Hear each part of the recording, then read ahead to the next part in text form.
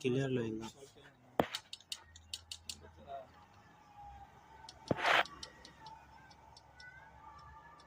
कारण हिमालयनचे बऱ्याचशा लोकांचा प्रॉब्लेम आहे. बस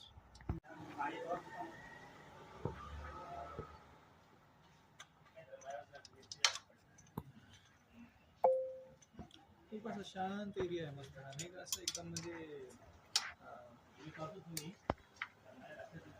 मला तर ते गोकुलधाम सोसायटी चांगल्या हाय रेट असतील प्रॉपर्टीचे. काय रेट चालू